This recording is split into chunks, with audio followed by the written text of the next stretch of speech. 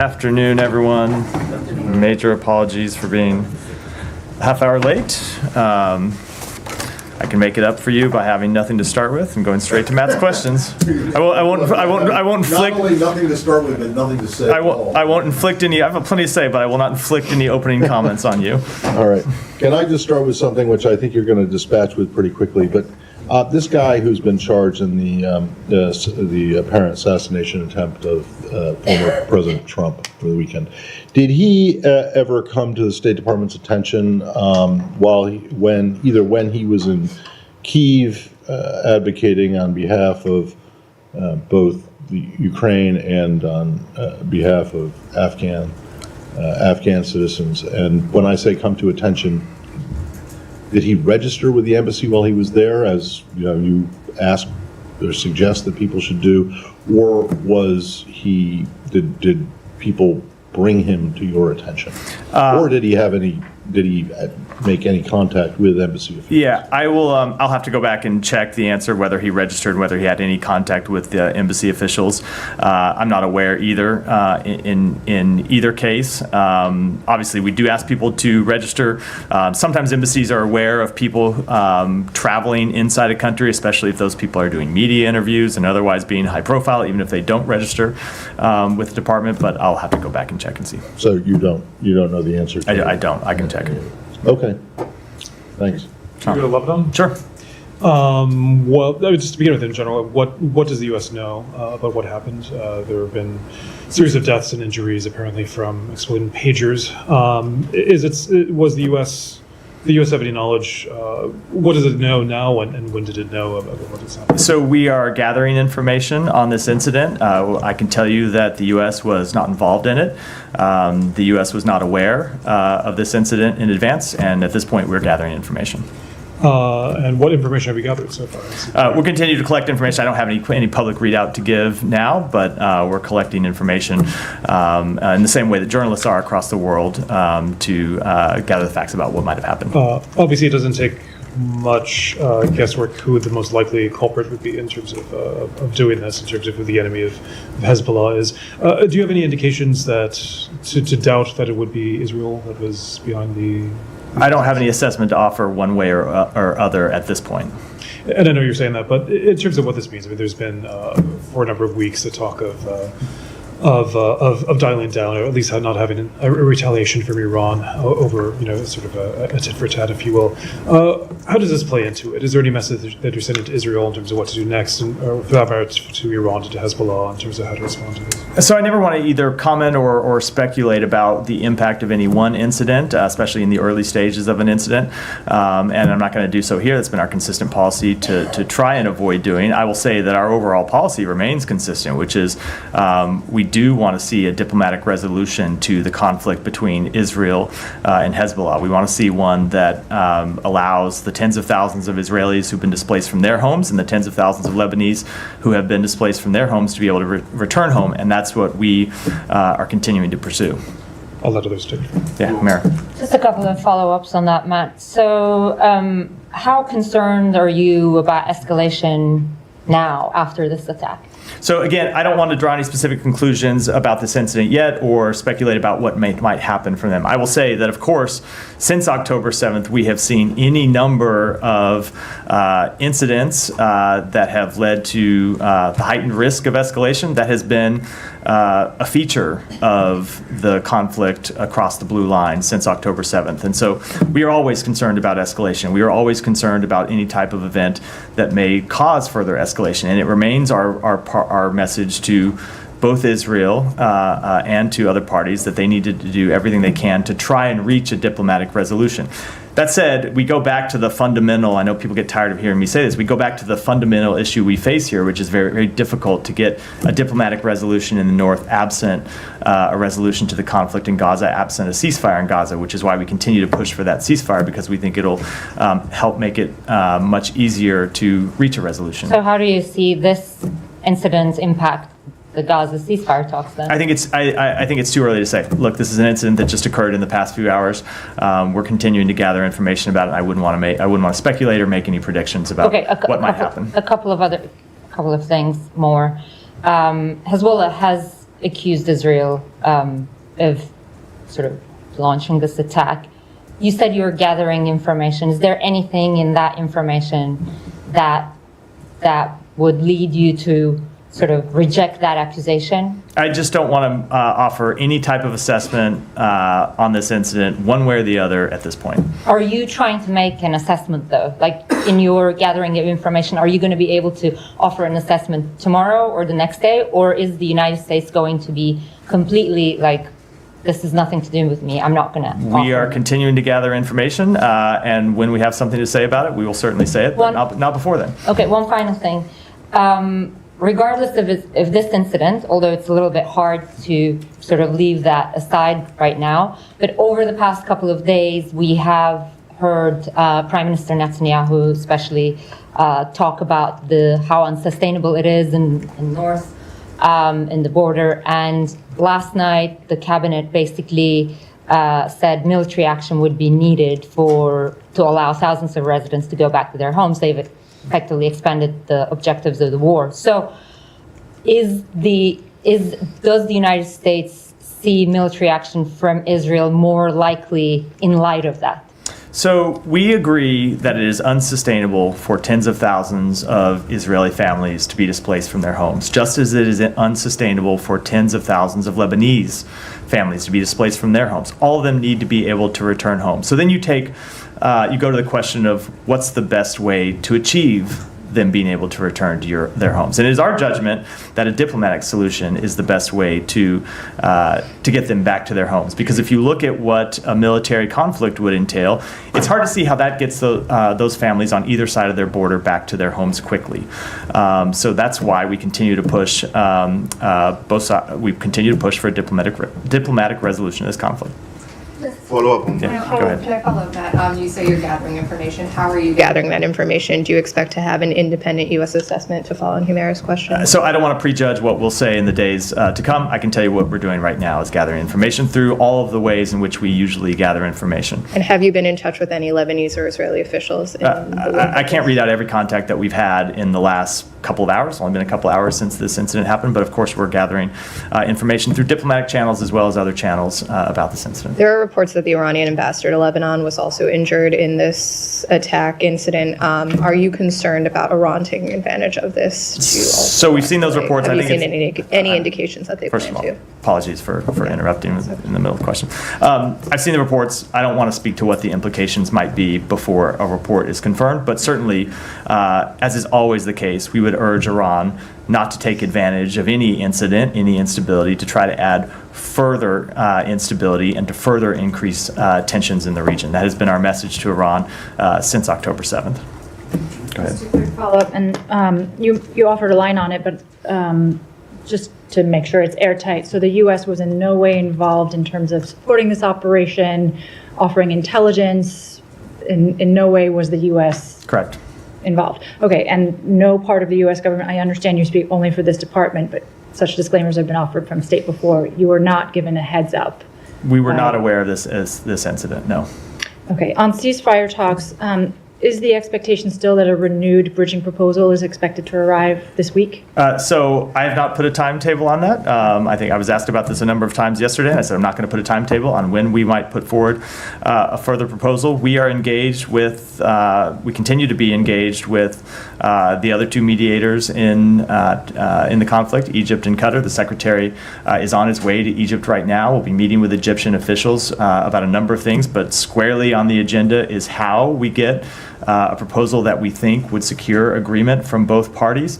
I don't want to put a timetable on when we would put that proposal forward, because ultimately we want a proposal that's going to get to yes, and it's very important that we, as you've heard the secretary say, stop the haggling back and forth. And so when we present a proposal, we want to know it's going to get to yes, and that's the work that we're doing with our Egyptian and Qatari partners this week.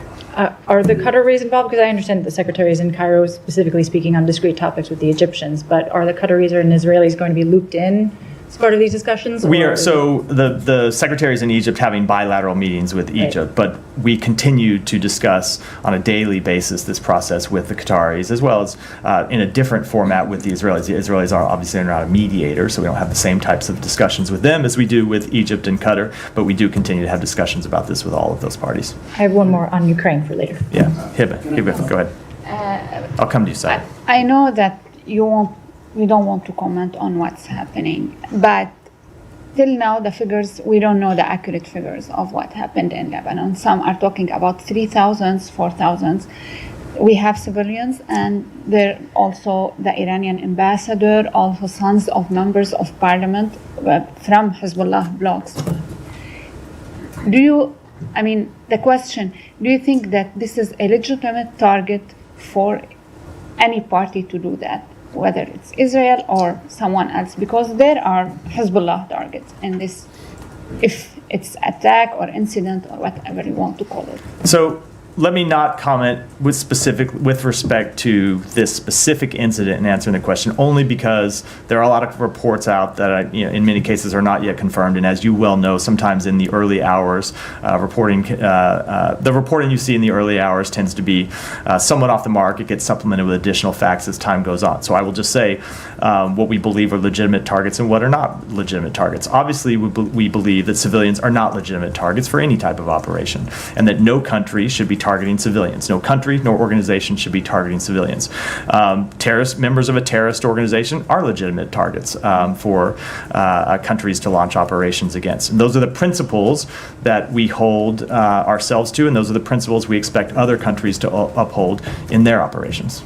Okay, Matt, and you were also saying that it's hard to achieve a diplomatic solution on the northern front between Hezbollah and Israel unless we have a ceasefire in Gaza. This would be more helpful. Also, Hezbollah is saying the same, but the Israeli wants to change the situation, the current situation. They don't want to go to October 6th. They want to change the current situation, not the same way it was before October 7th. Do you support that? So what do you mean, in what way do you mean they want to change In the what situation? way? They don't want Hezbollah fighters on the borders. They want a buffer zone. Are you able to achieve that? So we do want to see Hezbollah fighters withdraw from the border and agree to the parameters of the UN Security Council resolution that was passed some time ago, which they have been in violation of. So we do want to see that. That is absolutely true and has been our policy for some time. And I would just note that with respect to one of the reasons it's so hard to get a diplomatic resolution without calm in Gaza is that's what we've heard the head of Hezbollah say many times, right? He has made clear that as long as the conflict in Gaza continues, they're going to continue to launch missiles and rockets and drones across the border at Israeli villages, Israeli towns, and so that is the impediment that we face, and we very clearly take him at face value given the actions that Hezbollah has shown to be true over the past 11 months. It doesn't change what we have to do and what we're trying to do, and we'll continue to stay focused on. One more question on this, but the Israeli argument is that we cannot, if we keep the situation as it was on October 6th, we cannot prevent another October 7 from the northern borders. Do you believe this is an accurate assessment by them? So certainly we want to see a long-term resolution to the security situation that Israel faces in the north of Israel, and we want to see a long-term solution to the insecurity that civilians in southern Lebanon have faced. And so you look at this in stages, right? The first thing that we want to get is a ceasefire in Gaza. You heard me talking about that for the last few minutes because we think that would allow us to unlock a diplomatic resolution across the blue line. We would like to see, as part of that diplomatic resolution, a cessation of hostilities. And then ultimately, we would like to see some kind of long-term diplomatic resolution like those that have been reached in the past and at times have broken down. I'm not going to get into the details because those are the things that we would have to negotiate, but it all starts with a ceasefire in Gaza, and that's what we're working on. But to answer your question fundamentally, we don't want to see a situation where Israeli families in northern Israel are living in constant fear of their lives from terrorist attacks. We do want to see that situation change. The question is how you get there, whether you get there through a diplomatic resolution or whether you get there through military action, and it continues to be our firm belief that the best way to do it is through a diplomatic resolution. Matt, a follow-up on this. I promise I'd come to you, then you, Michelle. Go ahead. Again, as Heba said, you don't want to talk about it because you don't have any assessment yet, U.S. assessment, but things on the ground are moving. Hezbollah already is accusing Israel of considering this incident as an attack. The Israelis are putting their relative forces in high alert. There are some reports that Israel will declare soon that the Northern Front is the main front in this war. Do you still believe that your influence is capable of holding this conflict from not exploding into a regional war? Because it seems that it's slipping from your hands. It is not, I understand why you posed the question to me.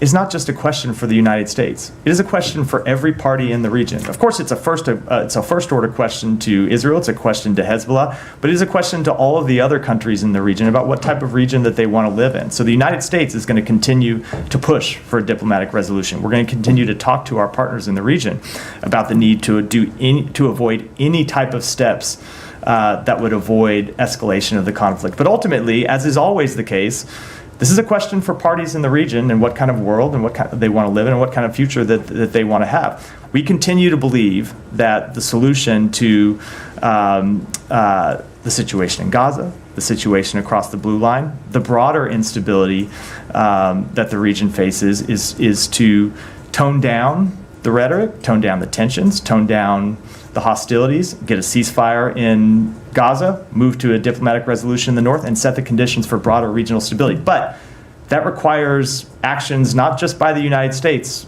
but by parties in the region who have some agency of their own. But, I mean, you say it's not a question for the United States. No, it's not just one for us. I know why we get these questions, but the countries and entities in the region have agency too for the decisions that they make. And so we will continue to impress upon them what we believe is in their interest and what we believe is in the interest of the region. But these are decisions that countries in the region have to make and entities in the region have to make for themselves. But don't you see that you are putting your both hands on this conflict and not allowing somebody else to take any actions to pressure Israel? You're not allowing the UN Security Council to put any pressure, any other countries or international agency in the world who will criticize Israel with an action. You will go against it. So you are actually holding this conflict with two hands and not allowing others to act. So first of all, I think the evidence of the past 11 months would very much contradict the idea that we can prevent any country in the world from criticizing Israel, because there has been inordinate criticism of Israel. There have been resolutions passed at the UN. Countries are free to take the steps that they want. You have seen a number of them across the world do that. As for other countries, look, we are involved in this because we see it as our responsibility as one of the world's powers to try and get involved and reach diplomatic resolutions and try to bring stability. We would welcome other countries' involvement in trying to tone down tensions. We would welcome the involvement of other countries in trying to reach a diplomatic solution, either to the conflict in Gaza, as we've seen with Egypt and Qatar, directly engaged as mediators, or to the situation in the north. There is, in many cases, a paucity of other countries willing to step up and take that job. Matt, on this one, You would welcome Iran. We would certainly welcome Iran stopping funding terrorist organizations that are behind these attacks and behind much of this instability. Look, if Russia, let me say China, we've been very clear on a number of times that we would welcome their positive involvement. With Russia has this burgeoning security relationship with Iran. If they were to use that influence with Iran to tell them to tone down their support for terrorism, we would absolutely welcome it. Now, I don't think that's going to happen, but we would certainly welcome taking those steps. Just to make the point, I mean, to play devil's advocate here, when those countries tell you that maybe you should do something by toning down your support for Israel, you say, no, that's just not going to happen. Look, right? we obviously have a different assessment of what's productive and what's not. Go ahead. going back to Lebanon, you said that you consider targeting terrorists as a legitimate act. then Hezbollah is a terrorist organization by the U.S. Does that mean that you support such operation that happened today and that targeted Hezbollah? So again, when I gave that answer, I said I want to be very clear that I'm not answering with any specificity regarding this incident because we're continuing to gather facts on it. But in general, yes, of course we support operations to target Hezbollah militants who continue to launch terrorist attacks against civilians. Israel has a right to defend itself against terrorism and a right to carry out legitimate attacks against terrorists, not civilians, but terrorists. So as a general proposition, yes, of course. And one on Iran. Iran president has said today or yesterday, we are brothers with the Americans. They should put an end to their animosity toward us by demonstrating their generosity in deeds. Do you have any comment on that? So certainly we have a great fondness for the Iranian people. There are tremendous connections between the American people and the Iranian people. There is a large Iranian diaspora inside the United States and close family-to-family ties that we believe are incredibly important. But when it comes to the regime, ultimately we'll judge them by their actions, not their words. And if he wanted to show brotherhood with the United States or with other countries in the world, the way to show brotherhood would not be through rhetoric. It would be to stop arming and encouraging terrorist groups, to stop nuclear escalations and blocking the work of the International Atomic Energy Agency. It would be to stop plotting to kill political opponents, stop transferring missiles and drones to Russia, and ultimately stop cracking down on the human rights of its own people. Thanks. No, let me go to Heba. Let me go to Heba. Then Saeed, I promise you. Let me just Saeed. There's never been a briefing where I've skipped you. So Heba, go ahead.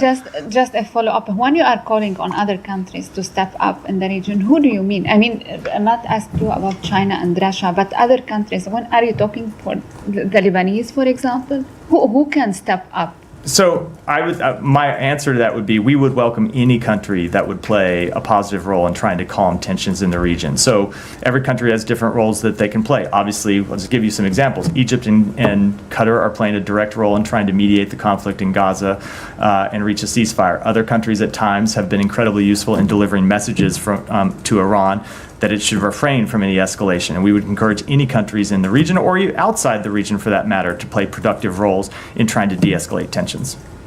Thank you. So, Geeta, go ahead. In response to Michelle, you just said what Iran can do to help the situation.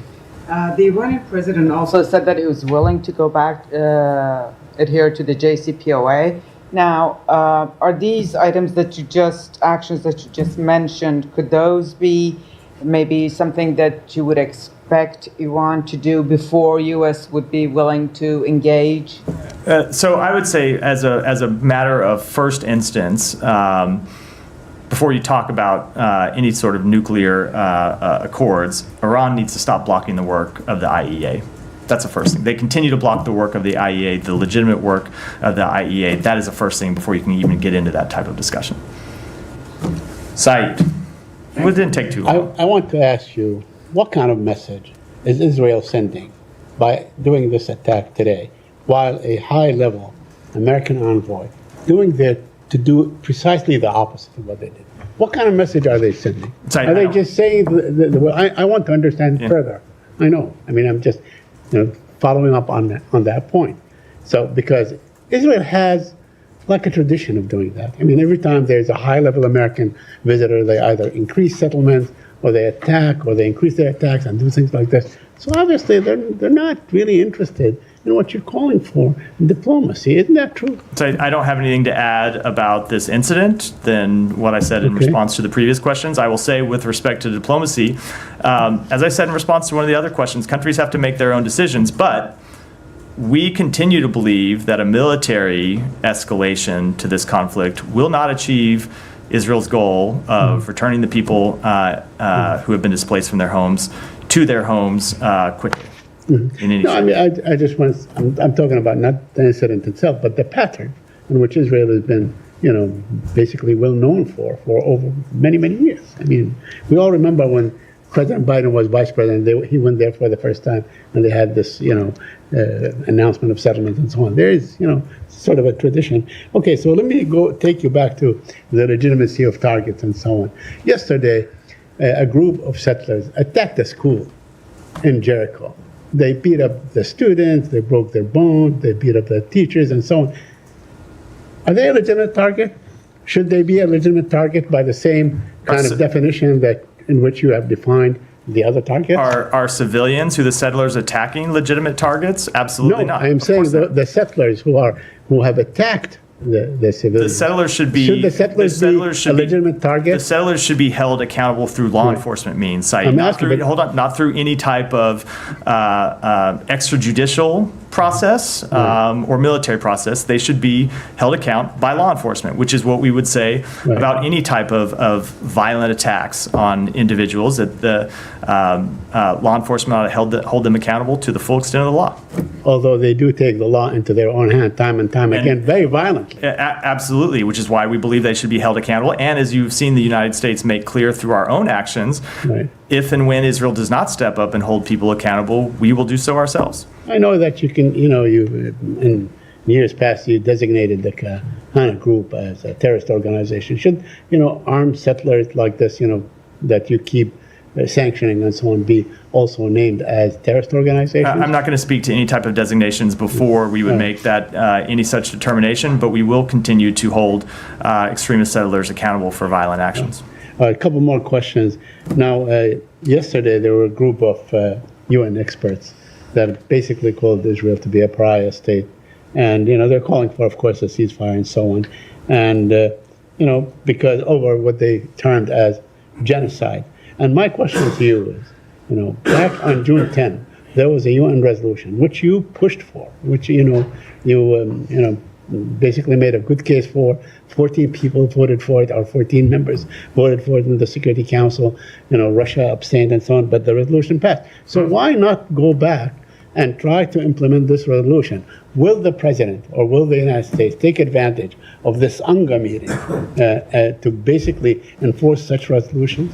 We are trying to enforce that resolution, Saeed. The way to enforce that resolution is to reach a ceasefire. If you remember what that resolution called for, it was for a ceasefire to the conflict in Gaza. Right. And the secretary is on his way to Egypt right now to try to finalize that ceasefire as one of a number of administration officials who have been working to get that ceasefire over the line in the past few weeks.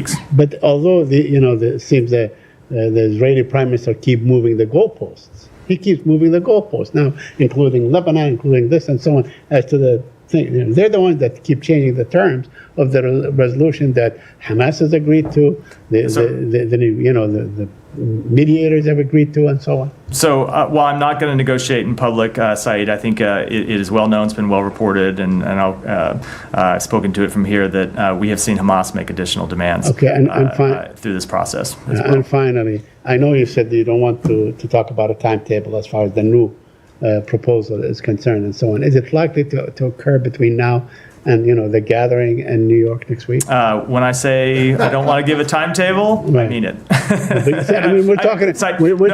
When I said I'm not going to give a timetable, I'm not going to then come and we're not talking about put time. a We're 4 talking or 5 day timetable, and I very much mean we're talking about the venue. Maybe they would take advantage. A venue that is time bound. So no, I'm not going to make any predictions.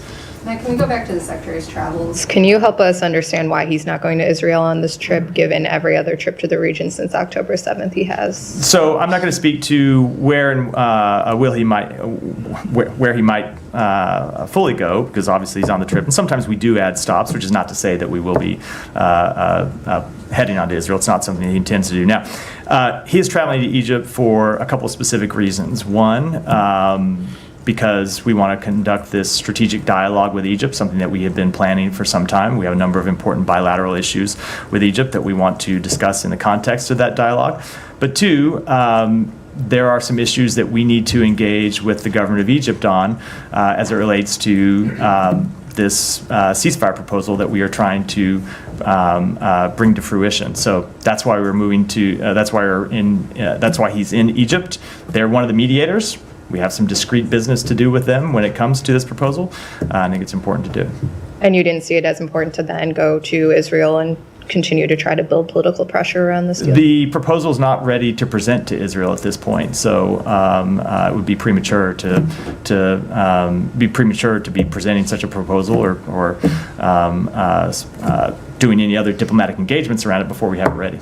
And then one more on the American killed in the West Bank. Has the Israeli government identified which unit in the IDF was responsible for her killing yet? I don't know if they have. I'm not aware if they have. They may have to other people inside the department. I'm happy. Is the U.S. pressing them for this information to be able to conduct your own sort of assessment, whether U.S. weapons were involved, for example? We are pressing them for a full, transparent investigation. Obviously, as part of that that investigation, it would include the unit. I don't think this is information that would be ultimately difficult to come by, and without saying what we will or won't do. Obviously, whenever there are any type of incidents such as this, it is the type of thing that we conduct our own assessments when it comes to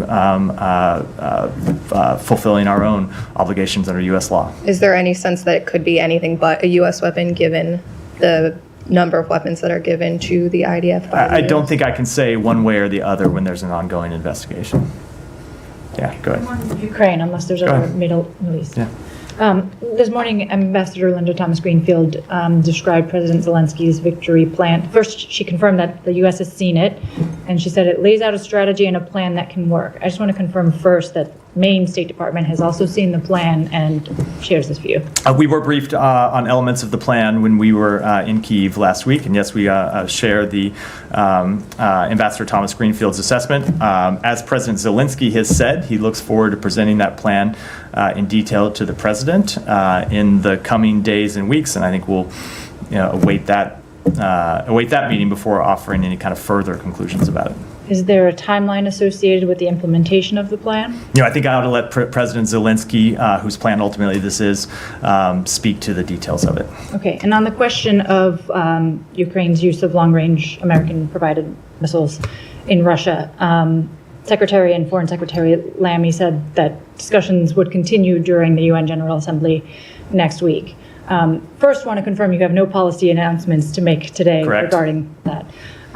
So if indeed this decision hasn't been made and hasn't been made tacitly, is it the U.S. view that the Ukrainians don't need this capability urgently enough that it merits additional weeks of discussion? I don't think you should draw any conclusions about us conducting the type of deliberate process that we have always conducted when it comes to providing Ukraine the tactical assistance they need, providing them the capabilities that they need to win this war.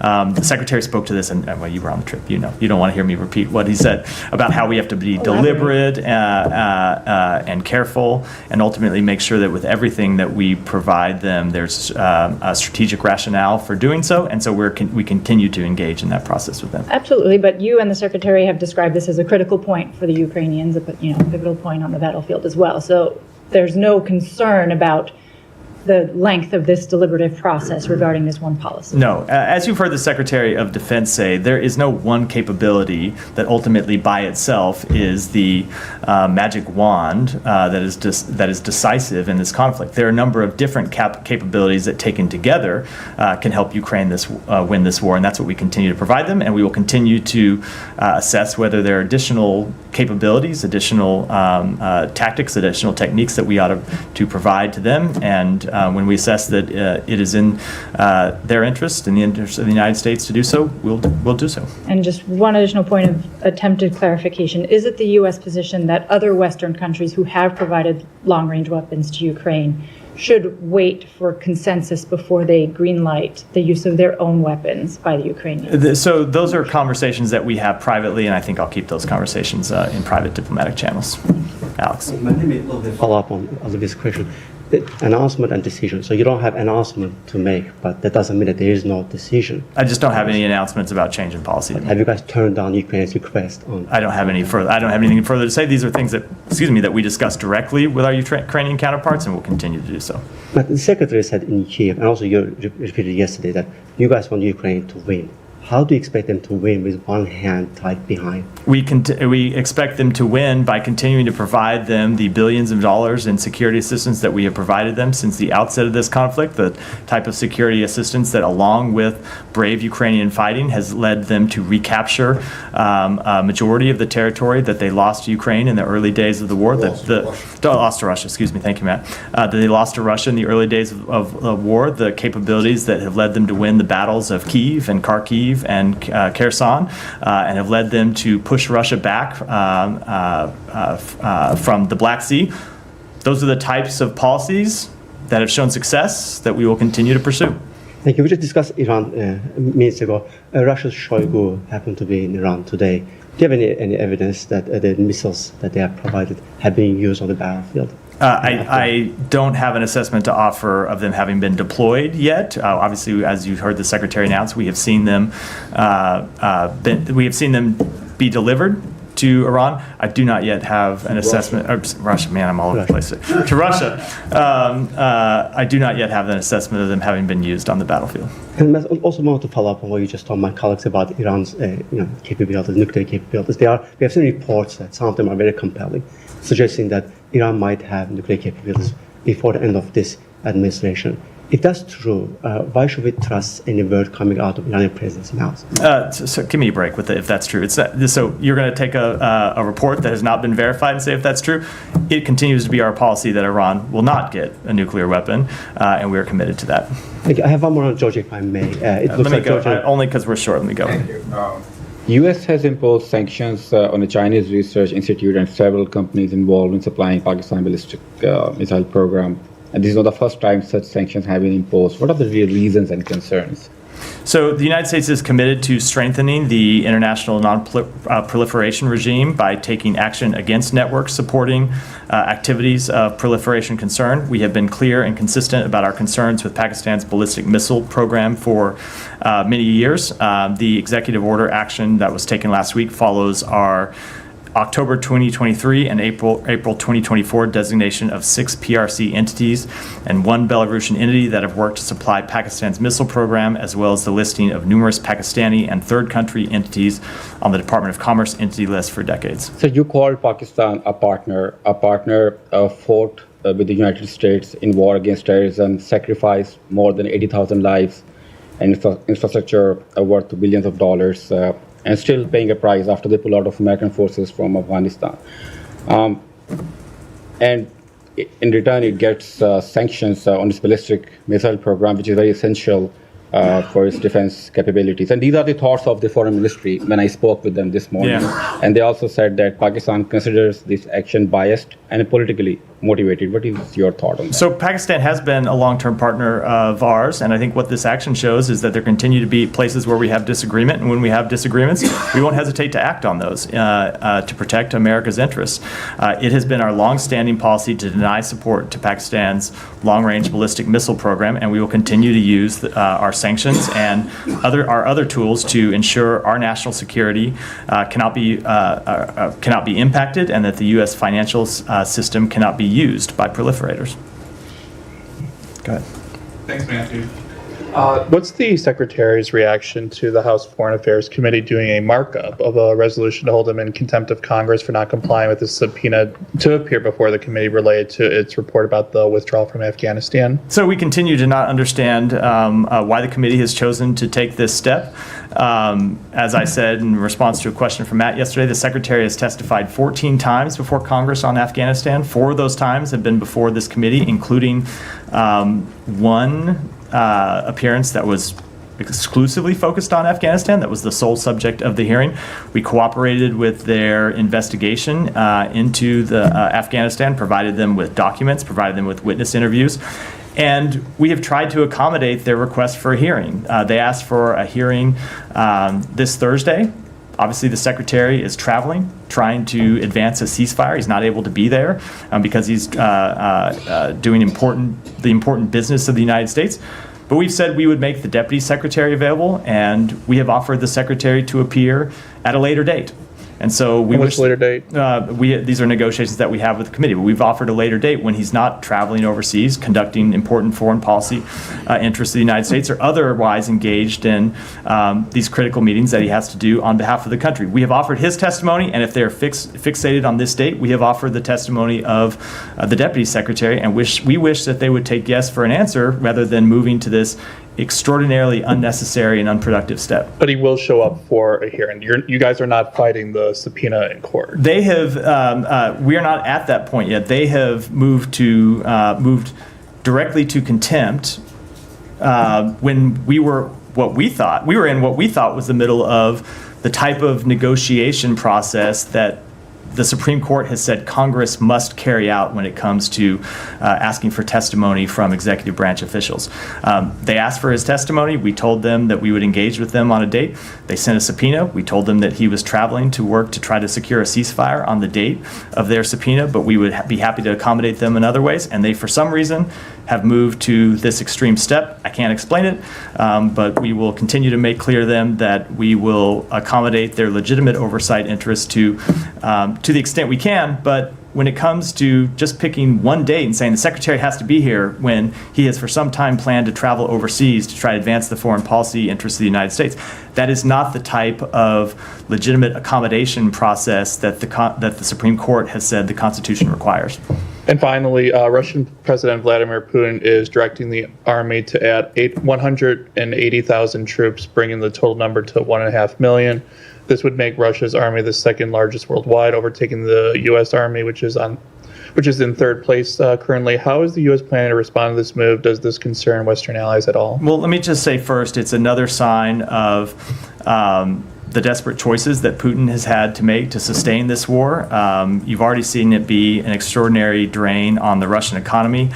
You've seen Russia pay an extraordinary cost in deaths and casualties, hundreds of thousands of Russians who have been killed or wounded in this conflict. And this action just shows that he continues to be committed to sacrifice the lives of hundreds of thousands of his fellow citizens for this needless war. Thank you. Yeah. Just wanted to follow up on Saeed's question on the school in the West Bank. Yeah. So earlier this year, you announced a policy of sanctioning Israeli settlers who commit violence against Palestinians, and since then you've sanctioned several settlers. But you have also said that the establishment of settlements themselves in the West Bank is inconsistent with international law. And since these settlements that house extremist settlers are considered to be illegal, why aren't any of these sanctions placed on the illegal settlements themselves? Why isn't there a policy of sanctioning illegal settlements? So you have seen us sanction not just individuals, but organizations who have been involved in violent conduct, and that continues to be our policy to sanction those involved in violent conduct when we see the government of Israel not taking appropriate steps to hold them accountable. When it comes to the questions of settlements, yes, we have made very clear that we believe that they're inconsistent with international law. And fundamentally, this is the something that we believe needs to be resolved through negotiations for two states, which we continue to push for. But if you consider them to be illegal and they are establishing more settlements as we speak, why not sanction since they are illegal? I don't understand why. We have sanctioned people based on violent conduct, which is the authorities that we have under United States law. Ultimately, we have a policy question about what the ultimate way is to achieve a resolution to the very difficult situation in the West Bank. And we believe the way to resolve this question ultimately is through the establishment of an independent Palestinian state, something that I know is extraordinarily difficult. It's why people have been working on it for decades, but that we will continue to pursue. Let's make sure that you're getting the premise of the questions, completely legitimate questions, are that you believe that the settlements are illegal. That is not U.S. policy. As I said, we believe they're inconsistent. Inconsistent. Yes, exactly. But you haven't corrected him. He said illegal numerous times, and you have answered, such as we believe that you think that they are illegal, quote unquote illegal, and that is not the U.S. position. So our position is, and I'll just say as a note that I oftentimes don't go around tangling with questions. I use my own words, and yes, we believe that they're inconsistent with international law. Gita, go ahead. Question on Turkey. Undersecretary John Bass met with his Turkish counterpart today in Turkey. I was wondering if you have a readout. I don't. I apologize. I haven't talked to Undersecretary Bass or other officials on the trip. I'm happy to take it back and get you a readout. A question on Mexico.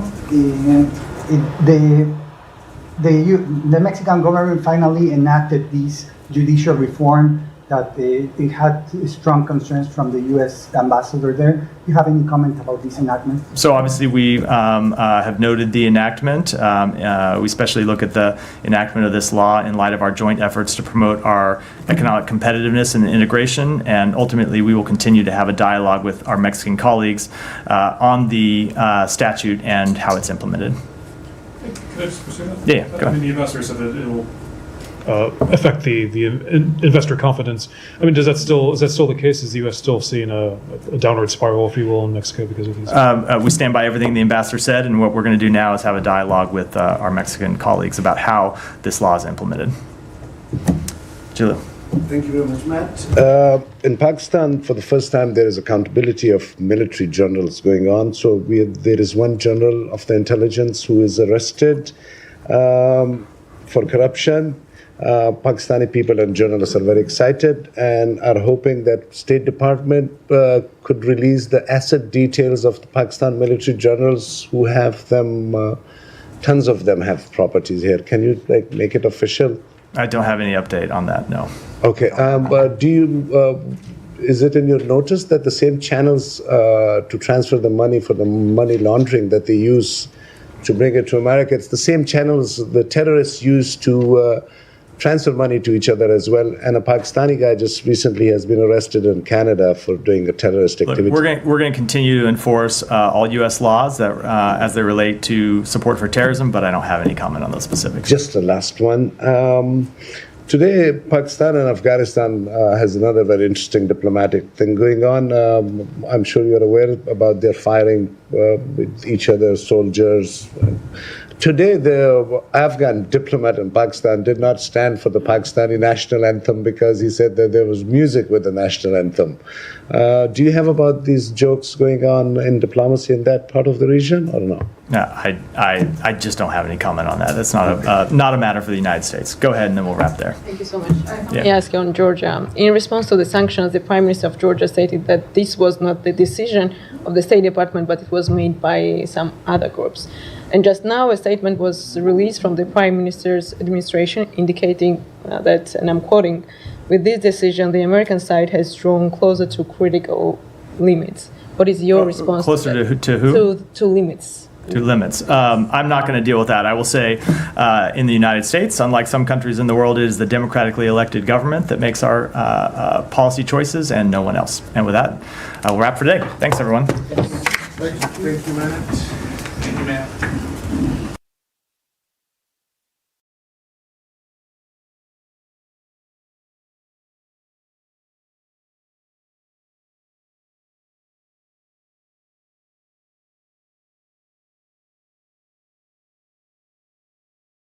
The American voter. Does a celebrity have weight, that kind of weight? I mean, look, I'm not going to get